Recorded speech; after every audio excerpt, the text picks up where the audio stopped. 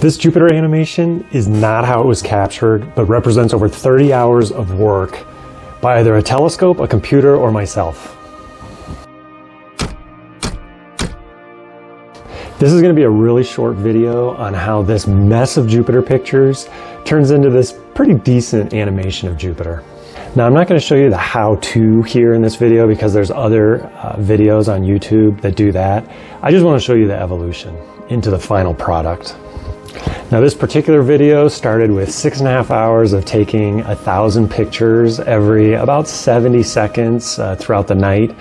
At the end of the night, I ended up with about 500,000 pictures. If we just take the best single picture out of each one of those sets of 1,000 and string them into a video, that ends up looking like this. And this is obviously horrible because Jupiter jumps all over within the frame. But the most impactful thing we could do at this point is to use software to at least center each of these pictures, and that's what this is. Now, once we center them, you can start to see some of the details of Jupiter come through.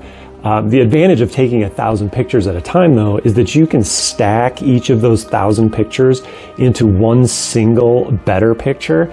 And if I do that with each one of those sets of 1,000 and then string those into a video, it ends up looking like this. But we can use more software now to sharpen each one of the frames and bring out more details. And when we do that, we arrive at this. Now I use just a little more image editing software to correct some of the coloring and make the background a little bit darker.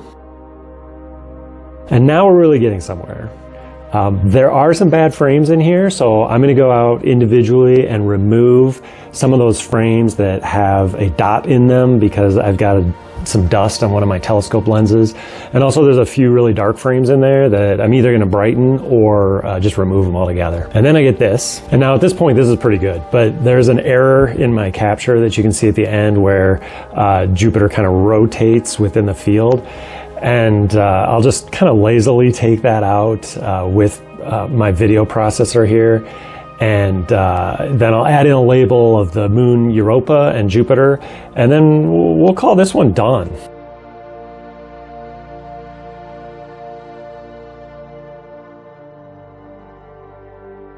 And so here's each of the steps all on one screen so you can kind of see the evolution. I hope you came a little bit to a point of appreciation of how much work goes into a planetary animation.